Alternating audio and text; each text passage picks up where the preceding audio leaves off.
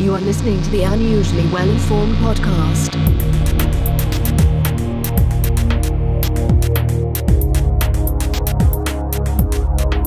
Welcome to the Unusually Well-Informed podcast. I'm your host, Tim Hampton.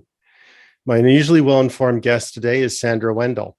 Sandra is a book editor, feature writer, and publishing consultant. She has been the author's editor for many award-winning, well-respected nonfiction books.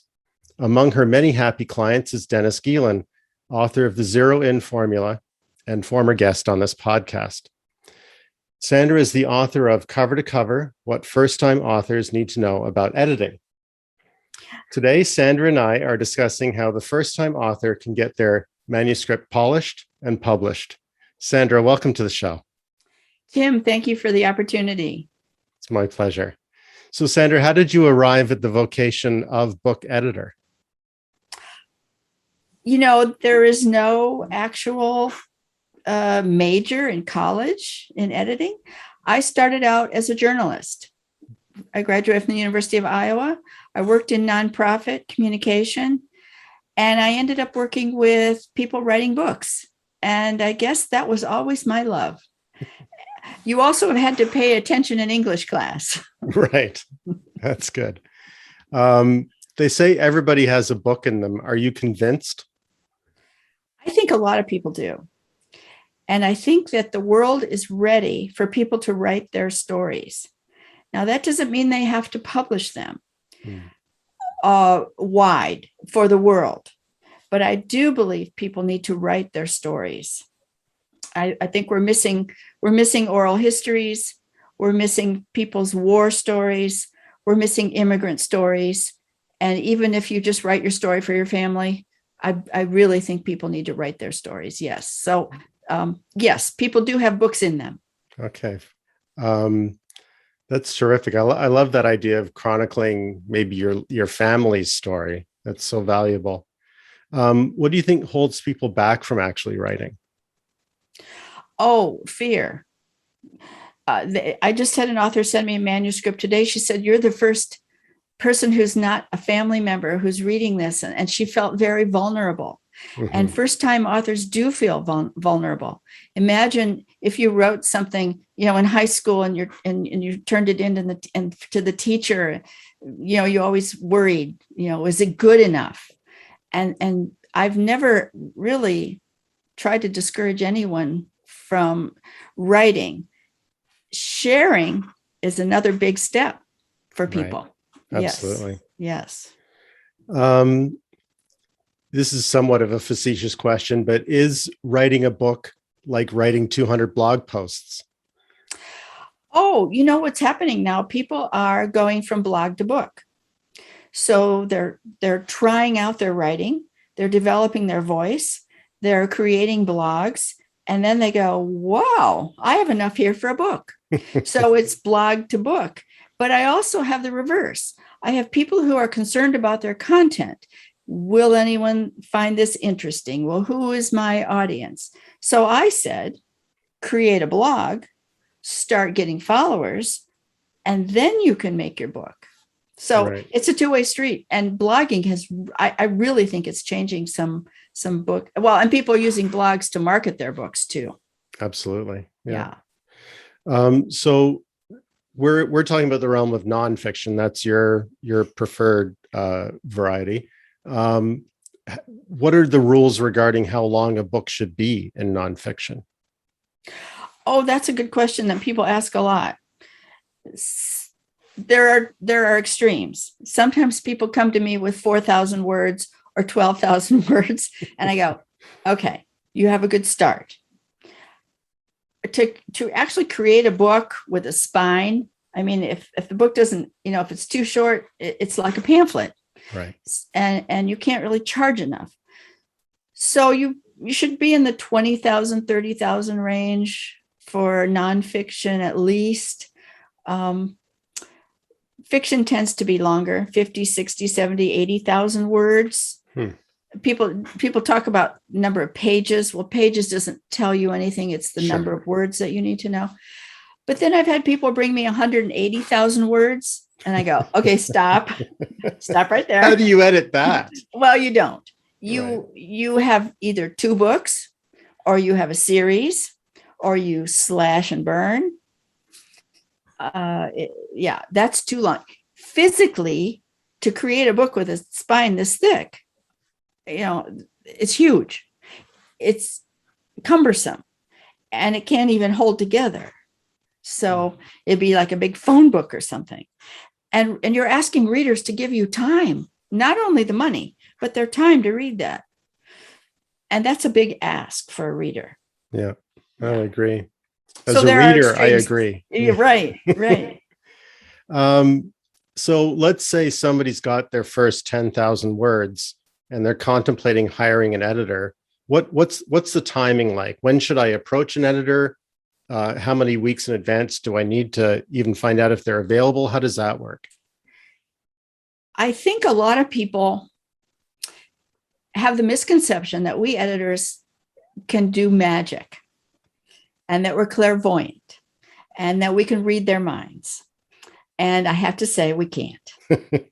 I like to get a book I say to my authors, when you are sick of your manuscript, when you can't look at it one more time, when you would just throw up if you had to read it again, that's when I want it. Not that you wrote it last weekend and you haven't revised, because good writing is rewriting. And I'm talking 8 times, 10 times. I mean, rewriting, big changes, structure, characters, everything, whether it's fiction or nonfiction. Now, there are people who have wonderful ideas.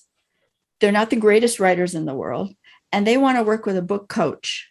And there are people who are called book coaches, and they will coach you through the writing. They'll give you homework. They'll react to chapters as you write chapters.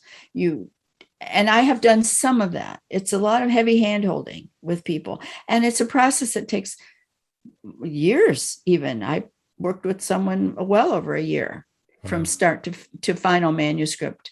So then there's that whole ghostwriter thing. People think that, they can hire somebody to write their book. You still have to tell them your story. Yeah.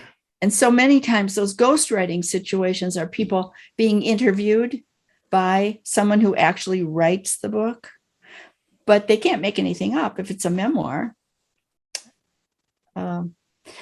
I've written some blogs about collaborating with other people in ghostwriting situations, and in situations where, let's say someone just can't write. I know this person was a famous athlete, actually. Fabulous stories. The person you wanted to sit next to at the dinner party. Right. I mean, would regale you with stories. Could not put paper and pen together. Right. That person needed to be interviewed and the story written by a journalist or a ghostwriter, and it would have been a great book. I don't think it ever happened for him, but or war stories, telling war stories, those sorts of things. Yeah, when the story's there, but maybe not the words. Exactly. Yeah. Yeah. You say in your book, speaking of words, traditional publishing is broken and book agents can rot in hell. Oh. So can you expand on that? How do you really feel? You're calling me out, Tim. I had some very bad experiences with book agents. The traditional publishing model is struggling because the big companies in New York they're down to 4 now. Their big model is selling into bookstores. Right. Well, guess where people are not buying books? Exactly. It's broken. Everyone can put their book on Amazon and sell on Amazon. And that's where people go to buy books. They might go to Barnes and Noble and see what's out there, but they're just shopping. But right. Or having Starbucks. Exactly. So it's a broken model because as the author, if you become your own publisher, the stigma has gone from self-publishing. It used to be, it was sort of a vanity thing, but now the stigma is really gone, and people are creating their own businesses and doing well, marketing their product, which happens to be a book or a series or a fiction series. And let me tell you what was driving that. The advent of digital printing. When you order a book on Amazon now and you click buy, the machine cranks up close to where you are. Now, I'm in Omaha, Nebraska. There's a big Xerox machine there in Illinois that owned by Amazon. The machine prints one copy of the book, prints the cover, binds the cover onto the interior, puts this thing in the mail, and it's on the person's doorstep in 2 days. Yeah.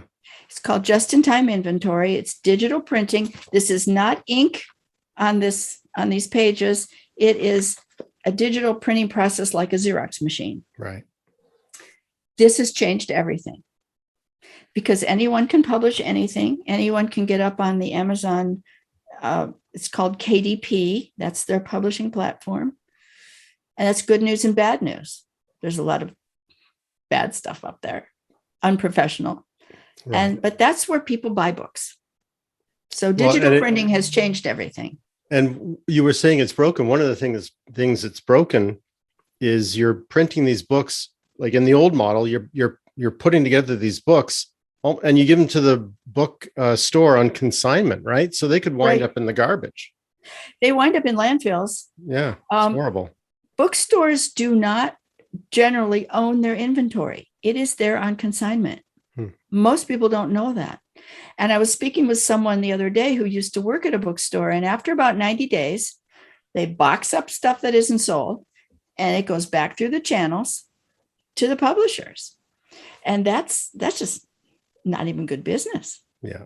Horrible for the environment too. Well, the other big change besides digital printing is ebooks and audiobooks. Audiobooks are huge. COVID, the silver lining in COVID was audiobooks. That's interesting because I'm an audiobook fan, but for the commute. So now that the majority of time is spent at home, I'm actually reading more, not listening more. So you find the opposite, that people are, or just because they have more time on their hands? I think sometimes it's a generational thing. People want to listen and multitask. Right. For cooking or whatever. They're at the gym or they're cooking. Yeah. I am not an audiobook person. I can't concentrate, but I do read on Kindle on an iPad. I will read an ebook. I'll read lots of ebooks. I've started doing that too, and it's almost a shame because I like being able to go ta-da when I have my guest's book, but it's not quite the same when I have a Kindle on the shelf. I know, but it's still money in the pocket of the author. Yeah, absolutely. Yeah. So let's talk a little bit more about how self-publishing works. You referred to KDP, which I believe is Kindle Desktop Publishing or Digital Publishing? Kindle Direct Publishing. Direct Publishing. So is that just a matter of uploading a file and you're in business, or how do you do Pretty that? Pretty much it is. You in the model that I like for people who become their own company, they either form an LLC or incorporate into a publishing company, and their product is their book, and it's produced by working with a cover designer. So you have files that you upload to the Amazon platform called KDP. You upload your cover, you upload your interior, which is designed by professionals. You upload an ebook file called an EPUB. So doesn't have page numbers. When you're reading an ebook, it's continuously flowing in whatever size the person has chosen. You can work with an audiobook voice, a professional voice to record your audiobook. And that goes on a different platform called ACX, which is also owned by Amazon. Yes, Amazon owns the publishing world and has changed it. And so you are off, you create your account. And there you are. You have your paperback. You can even do a hardback now on Amazon. You have your ebook and you have your audiobook. So when you do your marketing and you send a potential reader to your Amazon description page, they can buy your book in whatever format they prefer.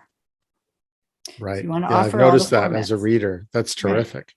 So you decide the price, you decide your cover, you decide everything as a self-publisher. Now, there's a lot of people making bad decisions and doing poor covers, and you'll see lots of that. Yeah. But it's a business. And when an author can emotionally pull back from the emotional part of the product, some of them do very well in their marketing. So in your book, you gave away a 2-letter giveaway that a book is self-published I'm not sure what you're. by. Oh, Can you expand on that? That's such a funny story. you mean the mistakes that people make? Yeah, the mistakes that people would make. When you this is going to look backwards, isn't it? No, I can see it straight. Oh, you can. I don't have any here, but okay, I'll promote some of my. I love this book. You'll see amateur mistakes that people make. First time author, amateurs. They'll say "by." They'll have "by" and then their name. That's kind of a tip off. Yeah. It reminds me, when I read that, it reminded me of, you can always tell a kid's drawing because the sky doesn't touch the ground. Right. Right. And another couple of those are in the table of contents page. Instead of saying contents, they say table of contents. Interesting. Okay. Very amateurish. Don't do that. Some clues. Now, see, all these people they're gonna run to their books and say, "Oh my God, I made that mistake." That's so funny. So one of the bits of advice, I know that you're quick to point out that this book is really about the relationship, the book that we're talking about a little bit, which is cover to cover. It's about your relationship with your editor. But you also say, okay, fine, I'll give you some advice on how to write a book too, because people reading this book are desperate to know. And one of the things you said that I thought was really helpful was revise your book in reverse order. Did I say that? Yeah. Sure. Yeah. Here's what happens. I actually teach how to write a book for our community college, and I've worked for 12 years with continuing ed students who are so into writing books, and it's just a delight. When you write your book, so you've got you have your Word document. Most people write in Word documents. They actually don't handwrite anymore, or if they do, it has to eventually end up on a computer. Right. They'll start at the beginning and go through. Well, guess which chapters get the most editing and read them? The first ones. Mm-hmm. So start at the back and move forward. It is another tip to kind of change your brain a little bit to see your book in a new light. The problem is you wrote it. You know what's there, and you're never even going to see typos. You're not going to see missing words or extra words because you're the author. You're so close to that forest. You're just on top of the trees. You cannot be objective, even if you put some time between the writing and the revising. But that's okay. You're still the author. Mm-hmm. But that's a tip, that people can try. But they really better have a pretty solid manuscript when they're doing that. Yeah, but I think your point is well taken. The book is always going to have a beginning, and so if you just keep revising the beginning, the end is going to be weak in comparison. It can, and chapters seem to get shorter. Yeah, exactly. I've done already. Yeah. One thing I find is, and the reason I brought up this idea that a book is 200 blog posts, a blog post is easy to maintain a narrative through. It's a couple of pages. Maintaining a narrative through 20,000 words or 40,000 words on a screen this big, it's like the periscope, right? You nothing, 7 destroyers, nothing. Like you have you're looking down a straw at your own document. Do you have any tips on how to deal with that when you're trying to make a narrative flow through your book? Well, I'm a list maker. I have to have an outline. Right. I have to work from that outline. Some authors are not. And I'm talking about nonfiction. It's a lot easier to have an outline, which then kind of turns into your table of contents. Or contents. Yes. I'm learning. You're killing me here, Tim. Okay. But in fiction, some people who don't have their story plotted out can get down those rabbit holes and get off track. And as an editor, it's my job to help people get back on track structurally. And one of the biggest questions people ask me is, does this flow? Mm-hmm. And that's always, I mean, it's a judgment call, but I mean, I can tell. I've done it a few times. Sure. Because the authors aren't objective. And you also want to be open to the editor's comments. You're still the author. You still get to make that final decision, but be open to the editor's comments. Especially when the comment might be of the form, I don't understand what this has to do with the rest of the book. Right? There's going to be sections in there that, if for want of a paragraph setting the table for why we're exploring this as well, you might lose your reader's interest. Well, there's always that danger. And I've read studies about the books that people leave behind on airplanes and in hotel rooms because they were done with it. They didn't want to finish them. Hot tip: never start a book you found on a plane. Yeah, somebody hated it. I was going to ask if we could talk about beta readers. That's kind of an interesting topic. Yeah, please. I don't know if you had, because you were talking about the editor is one person's opinion. And yes, I think an author wants to know what the editor thinks, but I like to say, look, I'm just one person. I may not even be your target reader, right? Meaning book buyer. I'm not the person who's going to take out my credit card and buy your book.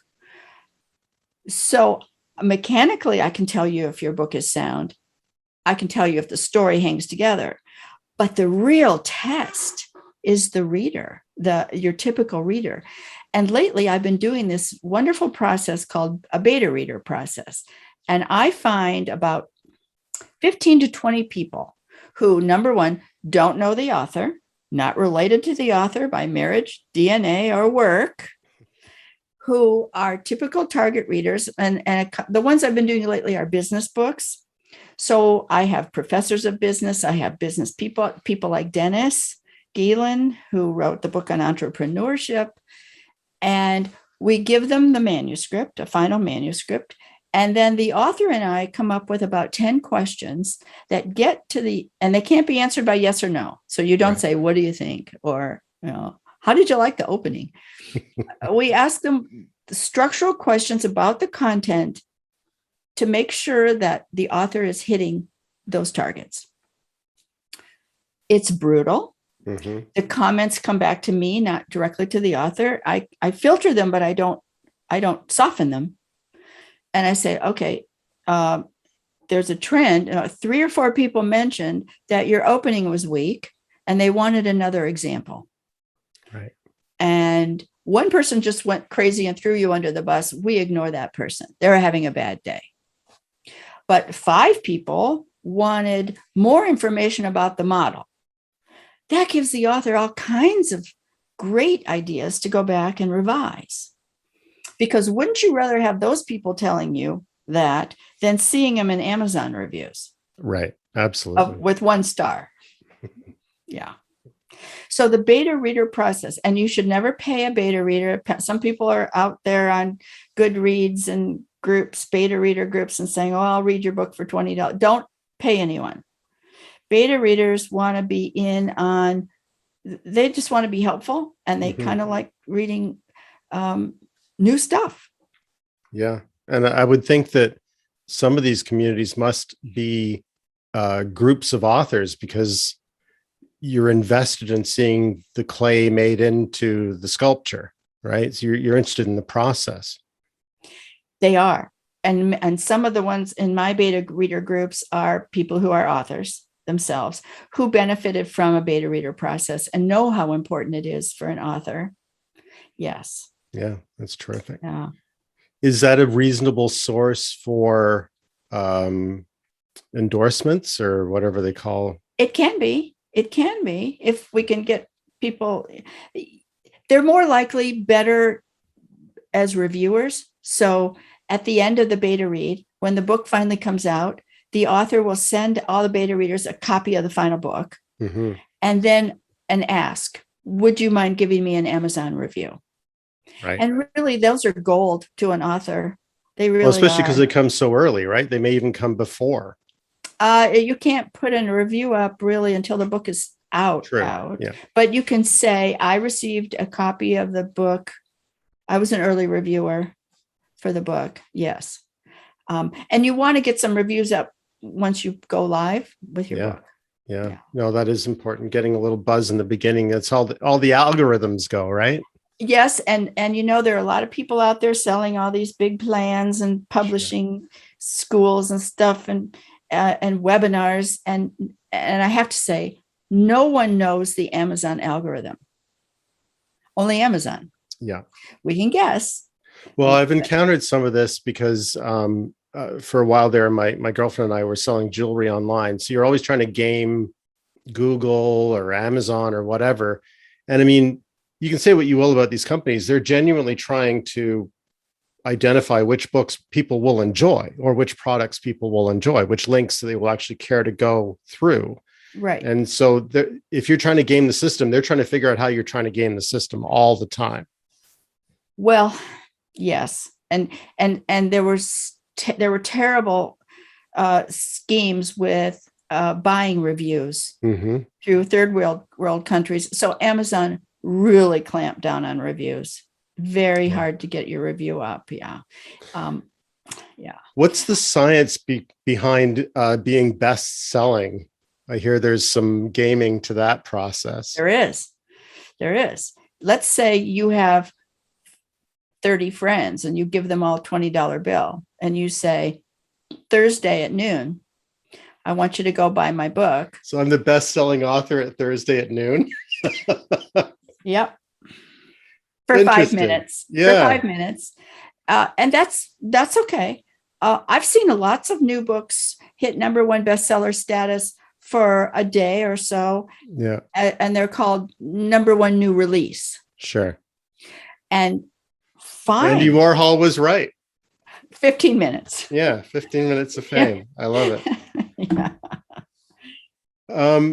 A couple of more process questions, if I may. One is that I thought was really handy was you said, put to come markers. So or what I do is just question, because you're going to edit that out. You're never going to leave 3 question marks in a row, but just ways to sort of say, I'm done with this paragraph. I don't know how to finish it. I'm moving on.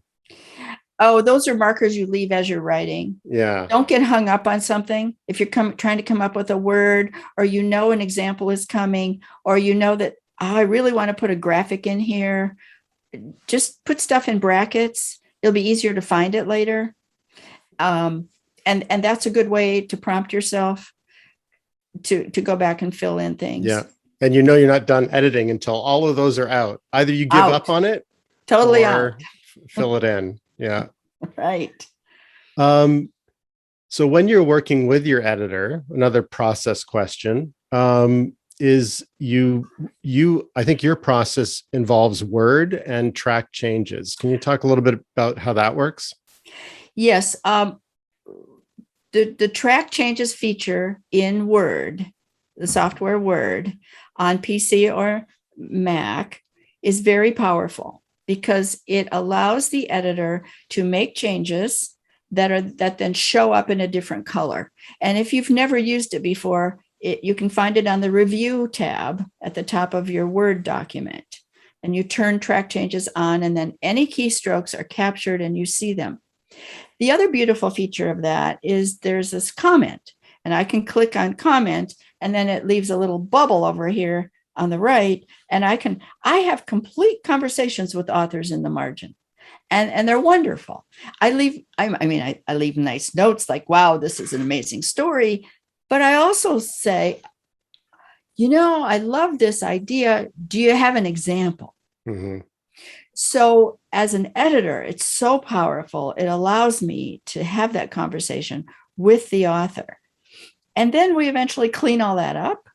The authors respond to the comments. It's become part of the rewrite process. If we do a 2-pass edit, I do a major pass with it's all marked up. And like the old English teachers with the red pens and everything. I don't like to put my English teachers down. They're beloved people. Yeah. But the marginal comments, and it's not like I'm like a good editor is not going to say, what are you talking about here? They're going to say, do you mean X or do you really mean Y? And maybe we should state it this way. Because we're not English teachers. We're there to help the author. And we are that first early reader. And if I'm confused, the readers are going to be confused. Mm-hmm. So that's how we do it. That's how we do it. So our goal is a clean Word document. Right. And that's when the editing process ends. Well, sort of, but yes.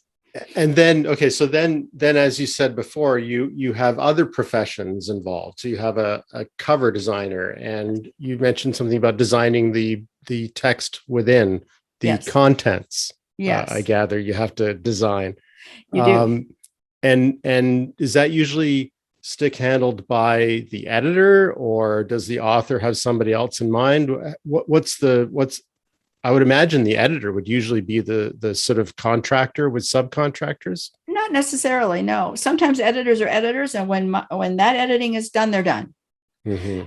But I've discovered that I hate to throw my little baby birds out of the nest into the world of production. So I have some recommended, cover designers and interior people and ebook people, and that I can have them check out. The problem is there are so many predatory companies online. If you just do a Google search on help me publish my book, you're going to find companies that there are many that can help you, and they're fine, and they can take that whole process and do it. They can edit, they can produce it, and they can get you up on Amazon. But in the past, there have been some predatory companies that are less than scrupulous. So I find that a lot of authors like to do it themselves. They like to look at portfolios of cover designers and pick one and work with that person. And then the interior designer takes over and makes the interior design look like the cover. There's some fonts they can use.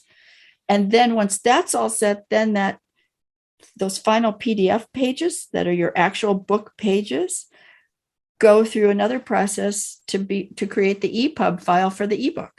Right. And then you do your audiobook. So there are steps. There's a logic here. Yeah.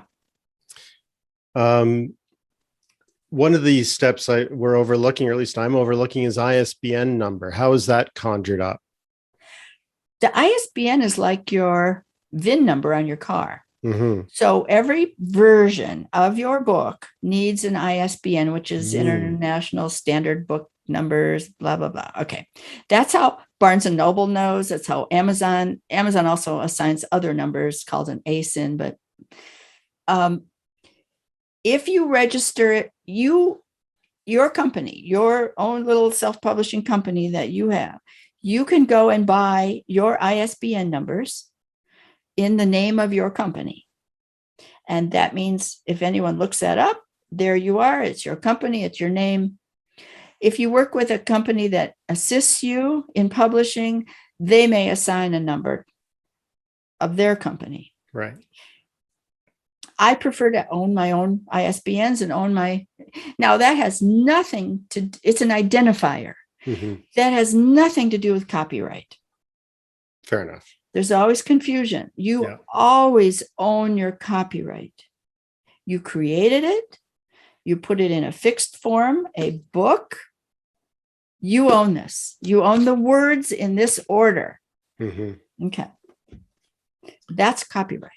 And you said something interesting there, that you need an ISBN for every version of your book. Yes. And do you mean every, like whether it's a hard copy or hardcover, softcover audiobook, or do you mean I've revision 1, revision 2? Do I need a new ISBN when I revise? Yes. If you revise, that's interesting. Yeah. You will, let's say you have your book in 4 formats: hardcover, softcover, ebook, and audiobook, you will have Mhm. 4 ISBNs. Okay. 5 years later, you revise the book, you have 4 new ones. If you Okay, so revise it more than 20%. So you got my hopes up when you said, I read, maybe I misinterpreted, but you said that basically if you find something wrong with your book, you can upload a new PDF to correct it. Yes. Do I need a new ISBN for that? No. Or can you just sort of fudge and say, this is just a corrected version? You don't even say anything. You find those typos that made you crazy. Yeah. And you fix your interior files. Okay. And you re-upload those to the KDP platform. And so any book printed or distributed after that has your changes in it. But unless you make like I did a book with a doctor at Mayo Clinic, and 10 years later, we did a second edition. We didn't even call it that. We just brought the book out with the same name, but it was so totally different. It has a new ISBN, a different cover, and everything. And that's when so you for substantive changes, but not for typos. Right. Okay. You can quietly, carefully fix your typos. I don't know why your book has a typo. Mine's perfect. No, I have a copy of my book. I call it error copy. And every time someone says something or I see something, and so when I get like 10 or 20 little things I want to fix or change or update, I will do that and re-upload probably in the next quarter. That's but so sneaky. Then you can be like, I don't know why everybody else's books has errors in it. I'm an editor. I don't have any. I never guarantee perfect. We're just human. We're just human. Of course. Why do you prefer Chicago style, and what are the implications of that? That is the book industry standard. The University of Chicago has created this Chicago Manual of Style. It tells editors and writers what to capitalize, where to put commas, what gets hyphenated, and how to handle all these style issues. It's huge and it's detailed and it will make you crazy. Sure. But it brings consistency and professionalism to your work. If in doubt, refer to it. Right. Now, the other styles are like AP. So if I were writing for a newspaper, it would have a different style. Just for an example, Chicago says spell out numbers. So we spell out numbers up at least to 100. Mm-hmm. But if I were writing an article for the local newspaper, we would use numerals. You're taking up too much room. They do. Yeah. So these are style points. And then the old Oxford comma, the serial comma, that's just this huge thing that editors can geek out about all day. Yeah. And I don't want to even talk about it. Okay, but what does Chicago say about that? Use it. All right. Interesting. Yeah. I'll see if I can even recognize it in my own work and correct it. Yeah. Yeah. I am writing a book, which I would like to assert is nonfiction.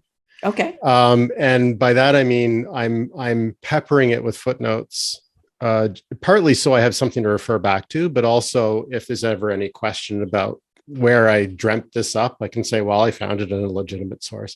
How much is too much and how much actually winds up in the finished product? You mean a citation? Yeah. Well, okay. I don't know anything about your topic. It's not an academic book? No, it's not academic. It's for consumers. It's a business book. A business book. Yeah. Okay. In that case, I say to people, don't use academic conventions in your book because your readers will think it's an academic book and they will run away. Okay. But you do have to give credit where credit is due. So if you're talking about a study at Harvard University that looked at people's behaviors, and it was published in the Journal of the American Psychological Association, you could actually build that into the narrative. You could say a Harvard study looked at 23 subjects, and the results were published in the Journal of the APA. You could put that right into text, and you're covered. I mean, so a reader could say, oh, I could go find that study. Okay. Now, if that were an academic work, you'd either have a superscript footnote, maybe something at the bottom of the page that makes consumer readers just cry. Or another technique is endnotes. Mm-hmm. So in this whole chunk at the back, you have endnotes by chapter in order, where you say the Harvard study referred to was published in this journal, and then you give the citation. You can also have a whole reference section in the back of the book. No one will ever read it, but Right. You've covered yourself. Right. Yeah. Okay. Does that answer your question? Yeah, it definitely does. I mean, I think for the drafting process, I'll continue with the footnotes because, first of all, that's all I can do in Google Docs. And I like Google Docs just because it's always on the cloud. I can get to it from anywhere. I like that. But when I get to the point where I'm ready to share it with an editor, or maybe after, I would share it with an editor first. That way, I suspect, and then we might agree to move all of that into EndNotes. Yes, depending on how many. I mean, I just did a book that had like 10 pages of references. Oh my God. That makes editors poke their eyes out. Sob. Yeah. Yeah. Well, I've seen an alternative, and that was somebody said, refer to my EndNotes on my webpage. That's the other thing. You can move all that to a webpage and other materials, which gets people interacting with you on your web, and then you get them to sign up for your blog, so they get email. That's how you build your following, right? Kind of your tribe. You mentioned Google Docs. I prefer not to edit in Google Docs. It's just not as powerful as track changes in Word. So if you built it in Google Docs, and a lot of people do like that, you can download it as a Word document. Oh, sure. At the end, before I go to somebody else, before I go to an editor. Yeah, that makes perfect sense. Yeah. You also caution authors on regionalisms. Okay. Ooh, give me an example. What did I say? Well, just that as a Canadian, and you were talking about Dennis. I bet I was. The cottage, yes. life at the cottage, right? And whereas in the States you would say cabin. So would you say cottage if you were at a little lake? Yeah. I'm in cottage country, or pretty close. I'm between Toronto and cottage country. Yeah. See, American English, it would be cabins or lake resort or something. Lake house or something. Yeah. I work with people who are writing in British English too, who want to use Americanisms, and it's much easier to find those and switch them over. You don't go to the loo; you go to the bathroom. Right. And those are fun. They're fun to find. Yeah, for sure. Yeah. A couple of things that you talk about that are almost like, well, they're not peeves, but they affect how readable something is. But passive sentences, wordiness, that's pretty tough for an author to detect, I would imagine. What advice do you have on finding that yourself before you go to an editor and drive them crazy? Well, some people like to use those programs like Grammarly, and there's a couple others which I don't recommend, because they will go through and flag a sentence and say passive voice. But sometimes passive voice is just fine. Right. And it's a judgment call. But if you're writing and every other sentence starts with it is or there are, then we have to do some serious looking at your writing style. Mm-hmm. And so some of those programs can point out those issues. Yes. I don't know. Did that answer the question? Yeah, for sure. And wordiness, that's a tough one. How do you spot that? I'm pretty respectful to authors. You're the author. Your name's on the front cover. Mm-hmm. My name is not on the cover of that book. And I just had this conversation today with an author in New York, how he's handling his dialogue. And I said to him, you're going to win every argument we have. I'm just going to point out that I think this seems awkward, but you think it's fine. It is not incorrect. It's your voice. It's your book. Or even it's the character's voice. Maybe the character is awkward. I thought it was, but yes. Those are discussions you have with an editor. Mm-hmm. Now, I'm a respectful editor where I don't rewrite people gratuitously, but I have seen editors just rewrite people for no reason. Yeah. And I just had an author whose book was accepted by a publisher, and and I had edited it for him, and he knew that I would go crazy when I saw what they did to his manuscript, because he went crazy.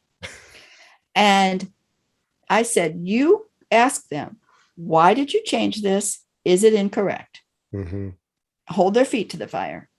Wow. Because it was gratuitous rewriting. And I think is disrespectful to the author. Yeah, I think you're right. Does the editor need to know your subject? Like, should that be one of the criteria when you look for an editor? I absolutely think they should.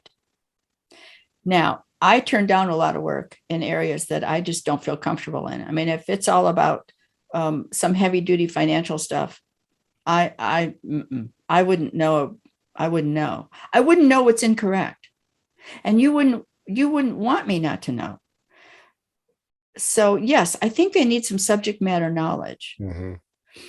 I just found an editor for an author on a very heavy spirituality book. I could have done it. I could have gotten the commas in the right place, but I really think that he benefited from this editor who had a lot of experience in editing similar books. Yeah, that makes sense. Yeah. So yes, that's a very good question, Tim. What is your opinion on authors voicing their own books? When should that be done? Like never. Really? I sound better in person, I just need a proper sound booth. Well, okay. You have a professional voice.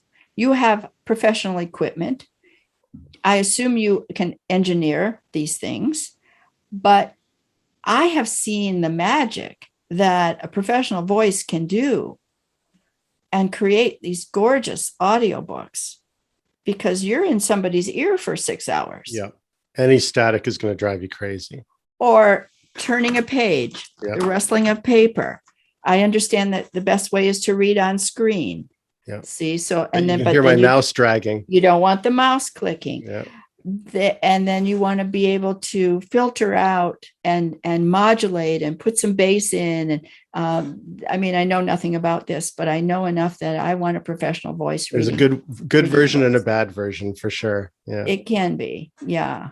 I spoke to an author recently who did record her own book, and for her, it made so much sense because, first of all, she has a great voice, but secondly, it was about her.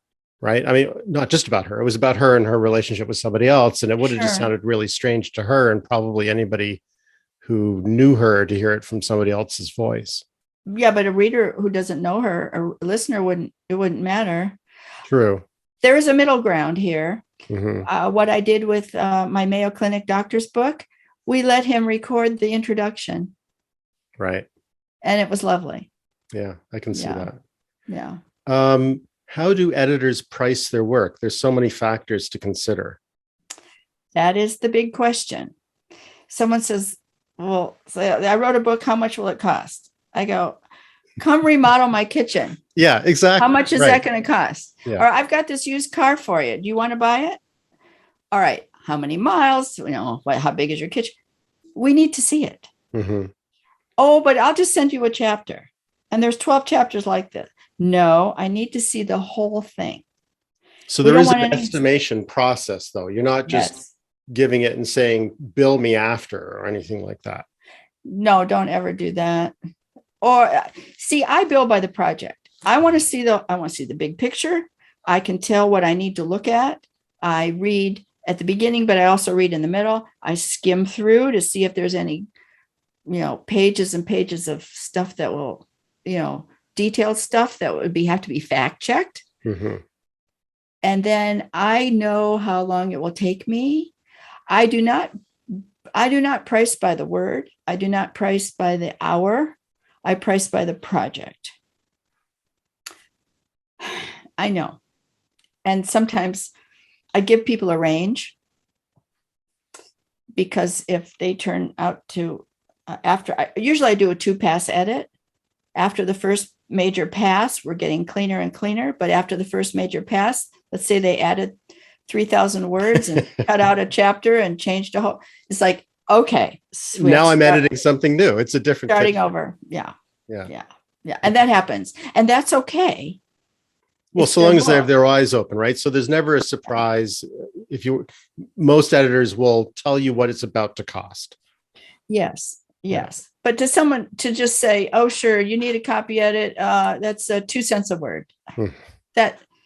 No, don't do that. They need to see it, and you need to discuss the process. And what do you recommend? Let's say you have a family member saying, so I can't work with you, Sandra, but I need an editor for my book. How many editors should I approach? Is enough to find the right one. It's like a speed date thing. I like to talk to people on the phone. I know a lot of editors, very shy, very introverted people. They would just they would never talk to you on Zoom. They just want heads down, right at the keyboard. You need to talk to them on the phone. You just need to just have a discussion about the process and how it works, and feel the passion from the editor about your work. I mean, it's your baby. Right. You're turning over your baby to somebody. And you also want to check their references. Right. Talk to other authors who've worked with them. And you want to make sure they've edited similar books. So, yeah, it sounds like it really is like hiring somebody to remodel your kitchen. You need a few quotes, you need a few references, you need to make sure you have the same taste. Right. And see the work, that it was quality work. The best compliment to me is when someone in their acknowledgments section, which is another error for amateurs, they misspell the word acknowledgments. Okay. The Canadian way.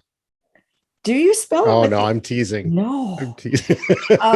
And they thank me. And It's lovely. And I appreciate it. It's very nice. It's not necessary, but yeah. So doctors make terrible patients, I'm told. How was your experience as an author? Did you work with an editor?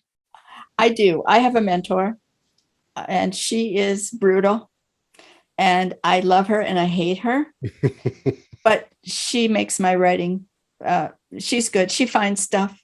We all have quirks, and she will come up with an elegant phrasing where I was awkwardly floundering around. So, yes. Well, it is a terrific read. Thank you. And I that I, like almost everybody else who read it, was looking for errors.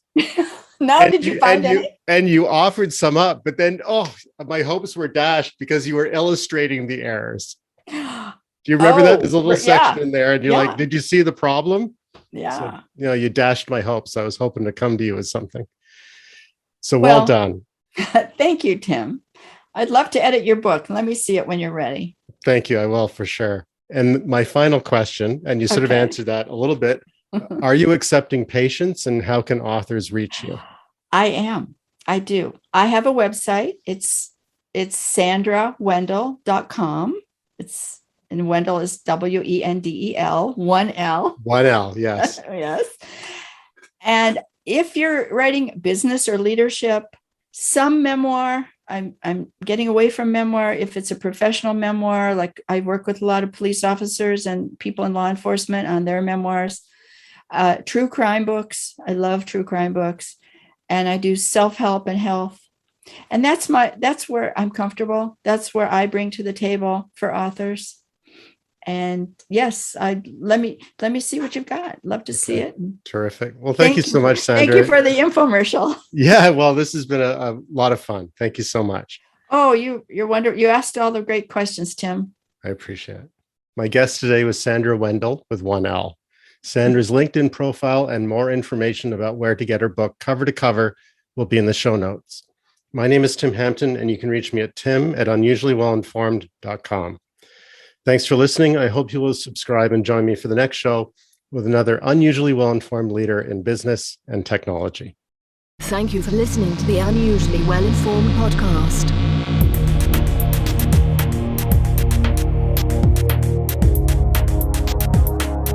The opinions expressed by the host and guests on the Unusually Well-Informed podcast are their own and do not reflect that of their employer or any other affiliation.